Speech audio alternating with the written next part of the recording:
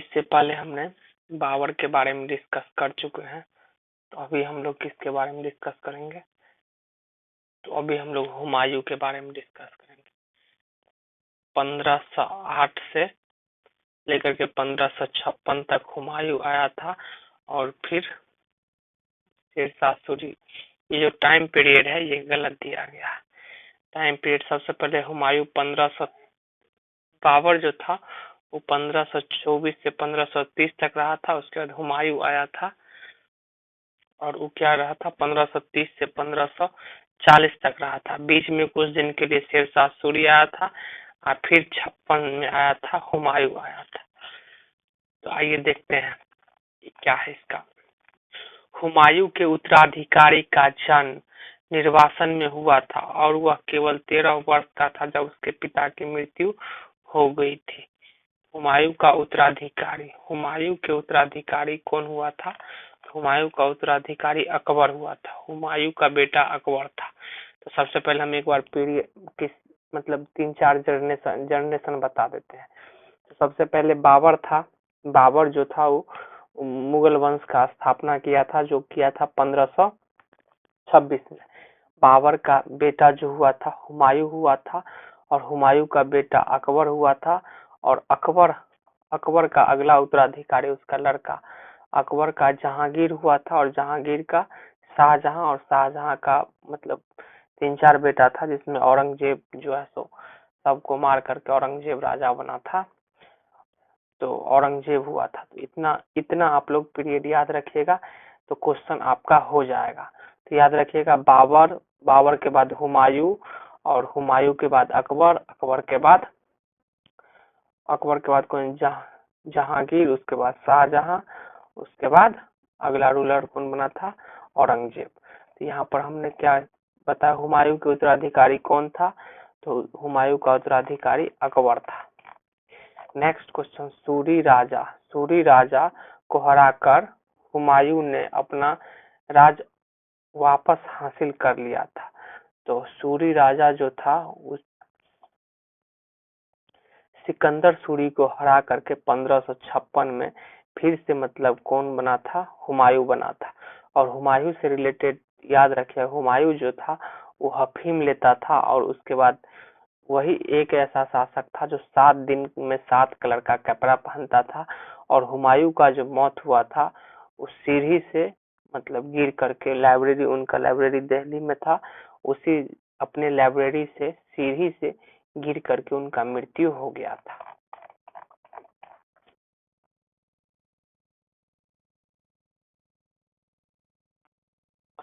Next question हमारा ये रहा, कन्नौज का युद्ध कब लड़ा गया था?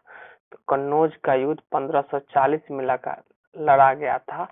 कन्नौज का युद्ध कब लड़ा गया था? तो कन्नौज का युद्ध मुगल एम्पायर हुमायूं और शेरशाह सूरी का कन्नौज का युद्ध 40 में लड़ा गया था। और इससे पहले चौसा का युद्ध लड़ा गया था 39 में चौसा का युद्ध, 40 में कन्नौज का युद्ध। 39 में चौसा का युद्ध में हुमायूं शेरशाह सूरी और उसके बाद कन्नौज में 1540 में लड़ा गया था हुमायूं और शेरशाह सूरी के बीच। हुमायूं और शेरशाह सूरी के बीच चौसा का युद्ध वर्ष जून को लड़ा गया था। 1539 में चौसा का युद्ध हुआ था। इससे पहले हम बता चुके हैं चौसा का युद्ध 1539 और कन्नौज का युद्ध 1540 में हुआ था। निम्नलिखित में किसका संबंध मुगल साम्राज्य से नहीं है? तो मुगल सम्राट शेरशाह सूरी शाह आलम द्वितीय दारा सिखो। शेरशाह सूरी जो था ये कहाँ का था? शेरशाह सूरी वंश का स्थापना किया था। शेरशाह सूरी जो है मुगल वंश का शासक नहीं था। कमरान मिर्जा जो था वो था, शाह आलम द्वितीय था, दारा सिखो था।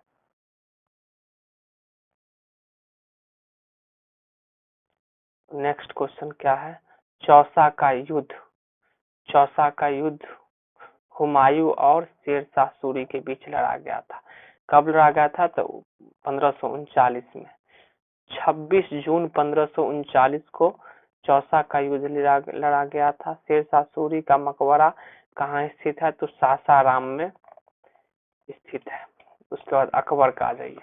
ये रूल सही है अकबर का 1500।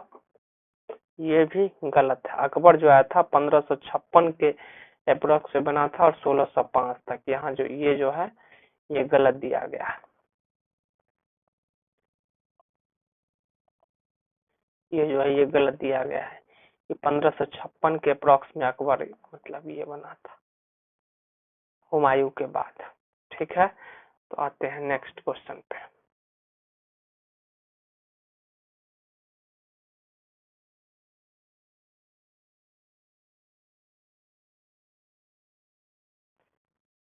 की मृत्यु उसके सिंहासन पर बैठने के लगभग 15 वर्ष बाद 1605 में 1605 में हुई थी। उसे आगरा के बाहर सिकंदरा में दफनाया गया था। तो दफनाया गया था किसको? अकबर को दफनाया गया था। Akbar died in 1605 near by 50 वर्ष शासन करने के बाद मर गया था, तो उसको दफनाया गया था। जाट और सावर शब्द निम्नलिखित प्रशासनिक प्रणाली में से किससे संबंधित है? जाट और सावर शब्द, तो इसका ऑप्शन सी होगा मनसबदारी प्रणाली। मनसबदारी में ही जाट और सावर जो है वो शब्द मिला हुआ है। ठीक है, ये कौन सी है? मनसबदारी सिस्टम से है। हल्दी घाटी की लड़ाई में महाराणा प्रताप ने किस शासक की सेना का सामना किया था? हल्दी घाटी की लड़ाई। हल्दी घाटी की लड़ाई में महाराणा प्रताप ने किस शासक की सेना का सामना किया था? कौन से शासक का? हल्दी घाटी की लड़ाई के बारे में अकबर का सामना किया था महाराणा प्रताप, जो हल्दी घाटी की लड़ाई में अकबर का सामना किया था। और हल्दी घाटी की लड़ाई जो था, the battle of Haldi Ghati was a battle found on 18 जून 1576। हल्दी घाटी का युद्ध जो था वो 1526 18 जून 1526 को लड़ा गया था। ये जो लड़ाई था वो कब लड़ा गया था? 18 जून 1526 को। Rana of Mewar, Maharana Pratap and the Mughal empire Akbar. तो ये जो है महाराणा प्रताप, महाराणा प्रताप और किसके बीच लड़ा गया था? Maharana Pratap and Mughal empire Akbar. अकबर का फोर्सेस द्वारा लीड किया गया था। ठीक है, इसके द्वारा लीड किया गया था बाय मान सिंह फर्स्ट ऑफ एम्बरर। ठीक है, तो अकबर ने अपने पिता हुमायूं की कहानी हुमायूंनामा को इतिवृत्त करने का कार्य किसे किया? हुमायूंनामा जो था वो किसके द्वारा लिखा गया है? तो गुलबदन बेगम के द्वारा लिखा गया है।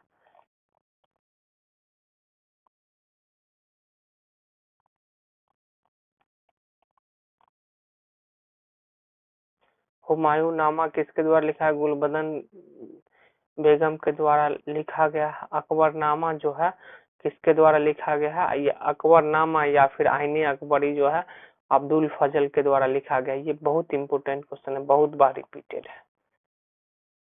तो हुमायूंनामा गुलबदन बेगम, आईने अकबरी अब्दुल फजल के द्वारा। अबुल फजल होता है, अबुल फजल।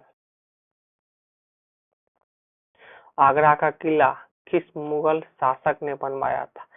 आगरा का किला जो है अकबर के द्वारा बनवाया गया था। आगरा में जो किला है वो अकबर के द्वारा बनवाया गया था 1565 ईस्वी में। आईने अकबरी के लेखक, इससे पहले भी आईने अकबरी के लेखक कौन है? तो इसका ऑप्शन बी है अबुल फजल।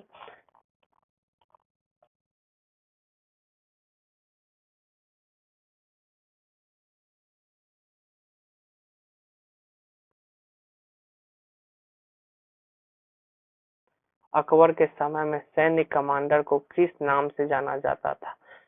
सैन्य कमांडर को किस नाम से जाना जाता था?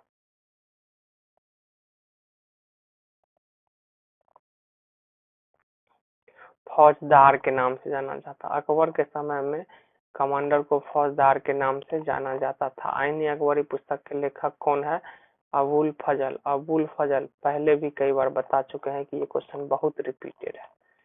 निम्नलिखित में किसने दीन ए इलाही आरंभ किया था? दीन ए इलाही अकबर स्टार्ट किया था। दीन ए इलाही अकबर के द्वारा स्टार्ट किया गया था।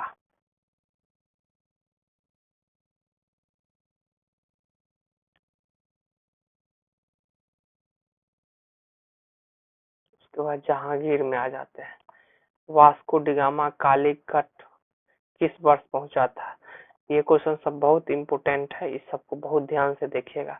तो वास्को डिगामा जो है सबसे पहले भारत आया था, वो 1498 में आया था। कब आया था? डी, इसका ऑप्शन डी हो जाए। वास्को डिगामा जो भारत आया था 1498 में आया था। अकबर ने अपने पुत्र सलीम को उत्तराधिकारी बनाया, जिन्होंने खालिस्तान की उपाधि धारण की, जिसका अर्थ है विश्व का विजेता। तो सलीम को उत्तराधिकारी किया था, उसका जो है ये क्या है, जहांगीर नाम रखा गया था। और जहांगीर का अर्थ है विश्व विजेता। जहांगीर का अर्थ है विश्व विजेता।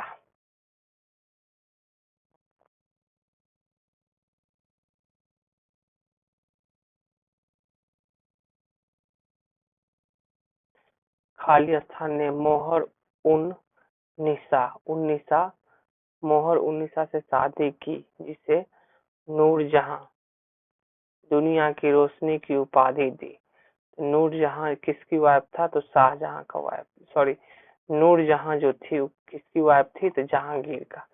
नूरजहां जहांगीर का वाइफ था। सर थॉमस रो इंग्लैंड के राजा के दूत के रूप में मुगल शासक जहांगीर जहांगीर के दरबार में कौन आया था? Sir Thomas Roe. East India Company Surat में एक कारखाना खोलने के लिए अनुमति प्राप्त करने हेतु जहांगीर, अंग्रेज जब होता है मतलब अदर कंपनी आता है बाहर से रूल करने के लिए, तो सब आता है जहांगीर के ही टाइम में, जहांगीर के टाइम में। और कैप्टन विलियम हॉकिंस जो भी आया था वो किसके दरबार में आया था? जहांगीर के दरबार में आया था। 219 के साथ कैप्टन हॉकिंस के सर थॉमस रो ने भारत का दौरा किया था, तो जहांगीर के टाइम में ही आया था।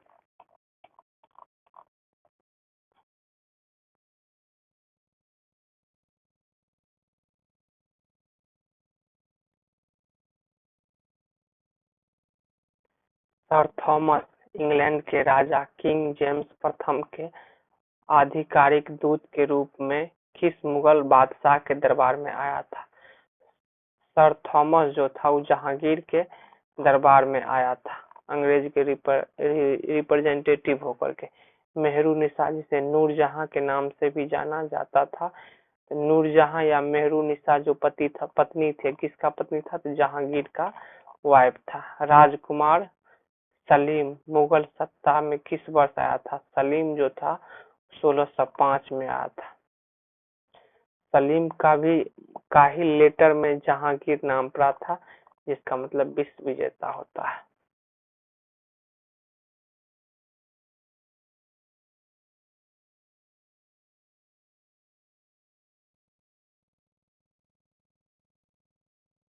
इत्माद उद दौला का मकबरा जो पच्चीनकारी से सुजित है, कहाँ पर स्थित है?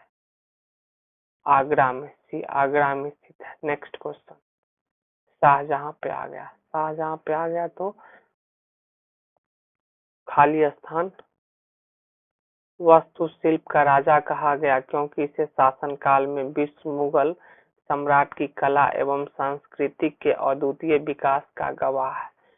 तो वास्तुशिल्प का राजा कहा गया, तो वास्तुशिल्प का राजा कहा गया किसको? तो शाहजहां को।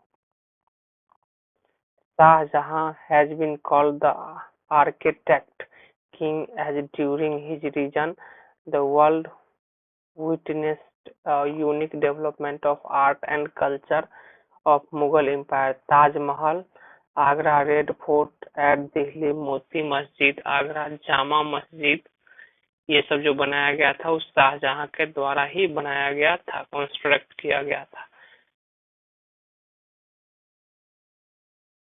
दिल्ली में लाल किला और जामा मस्जिद, दिल्ली के लाल किला और जामा मस्जिद के शासन के दौरान वास्तुकला का विशाल उपलब्धियों के रूप में देखा जाता है। तो कौन था? शाहजहां के द्वारा बनाया गया था। आगरा में यमुना नदी के किनारे अपनी पत्नी मुमताज महल के लिए ताजमहल जो था वो कौन बनाया था? तो शाहजहां बनाया था, शाहजहां। नेक्स्ट क्वेश्चन,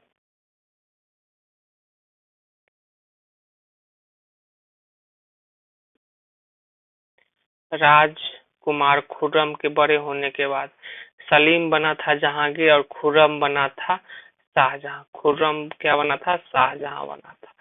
मयूर सिंहासन की शुरुआत किसने की थी? मयूर सिंहासन की शुरुआत शाहजहां, मयूर सिंहासन की शुरुआत किसने की थी?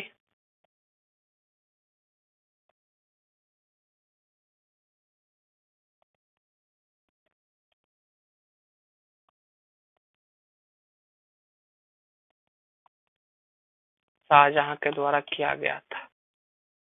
नेक्स्ट, निम्नलिखित में से किसे शाहजहां के द्वारा सुल्तान बुलंद इकबाल की उपाधि दी गई थी? शाहजहां के द्वारा, शाहजहां किसको दिया था सुल्तान बुलंद इकबाल की उपाधि? किसको दिया था? सुजा, मुराद, सुजा, मुराद या दारा? किसको दिया था देख लेते हैं। दारा को दिया गया था। अब आ जाते हैं औरंगजेब के बारे में। तो औरंगजेब क्षेत्रफल के मामले मुगल साम्राज्य के शासन में अपनी चरम सीमा पर पहुंचा था। तो क्षेत्रफल के मामले मुगल साम्राज्य जो था औरंगजेब के टाइम में अपना चरम सीमा पर पहुंचा था। मुगल बादशाह ने आलमगीर की उपाधि धारण की थी। तो आलमगीर की उपाधि धारण की थी, कौन किया था?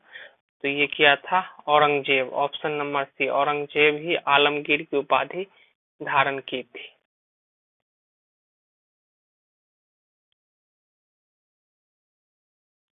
मुगल सम्राट अपने अधिकतम विस्तार पर पहुंचा था। तो औरंगजेब के टाइम में ही मुगल एम्पायर जो था अपने मतलब इस पे पहुंचा था। दिल्ली की मोती मस्जिद किस मुगल बादशाह ने बनवाई थी? तो मोती मस्जिद जो है वो किसके द्वारा बनवाया गया था? मोती मस्जिद जो है वो औरंगजेब के द्वारा बनवाया गया था।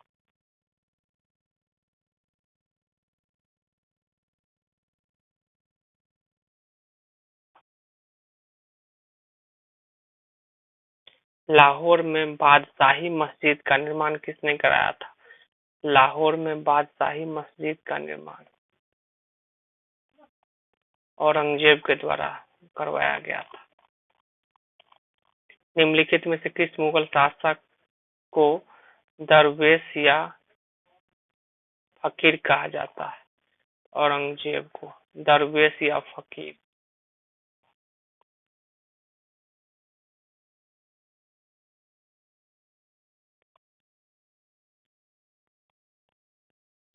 औरंगजेब को कहा जाता है।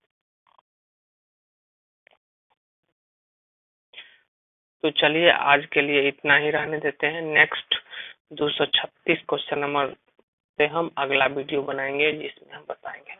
Thank you for watching. आप लोग देखिए, लाइक सब्सक्राइब कीजिए। Thank you.